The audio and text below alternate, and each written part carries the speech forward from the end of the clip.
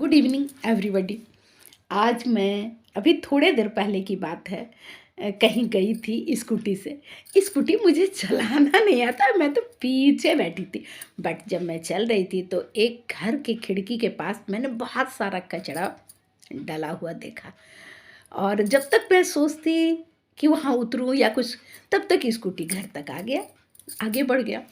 तो फिर मेरे समझ में एक आइडिया आ रहा था कि देखो, एक विचार आ रहा था कि अभी तो हर मोहल्ले में सफाई अभियान चल रहा है, हर मोहल्ले में एक गाड़ी आती है और गाते हुए आती है, गाड़ी वाला यह घर से कचरा निकाल। इसके बावजूद अगर मोहल्ले में गंदगी है और वो खिड़की से फेंका हुआ, तो इसके लिए जिम्मेदार कौन है? चलिए, कोई बात नहीं है, अपनी अपनी सोच। मैं अपने बच्चों के लिए एक संदेश देना चाहूँगी। बच्चे भी ऐसा अक्सर करते हैं कि वो अपने स्कूल में, खास करके सरकारी स्कूल के बच्चे तो करते हैं, अपने घर से खाना ले आते हैं, वो पॉलीथीन में ले आते हैं, या कुछ चिप्स ले आते हैं, कुरकुरे ले आते हैं, या कुछ फ्रूट्स ले आते हैं। वो बीच बीच पे खाते हैं, क्लास में खाते हैं और उसको खिड़की से फेंक देते हैं। तो मान लीजिए कि आज फेंके दो, और हर स्कूल के पास या हर खिड़की के पास तो कचरा वाला जाता नहीं है। फ्रंट की सफाई हो जाती है स्कूल में, सामने की सफाई हो जाती है, बट खिड़की तो पीछे रहता है, उसकी सफाई हो नहीं सकती और धीरे धीरे वो कचरा बन के ढेर लग जाता है। तो शिक्षक भी कितना देखेंगे?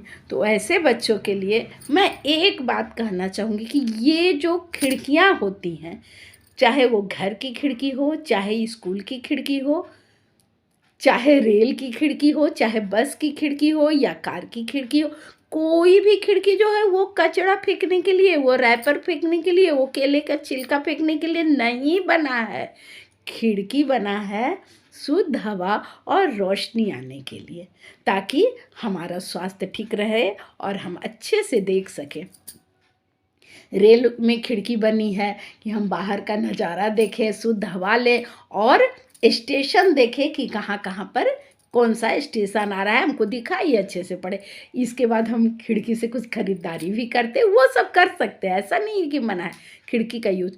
बट खिड़की का यूज केला खाकर छिलका फेंकने के लिए स्टेशन पर नहीं है। अगर कभी कभी बच्चे क्या, बड़े भी केला खाते हैं, छिलका फेंक देते हैं, कोई आता है धड़ाक से गिर जाता है और बहुत भारी दुर्घटना हो जाता है। तो इस तरह से हम एक संदेश देना चाहेंगे कि खिड़की जिस काम के लिए बनाया गया है उसका उसी तरह से यूज होना चाहिए।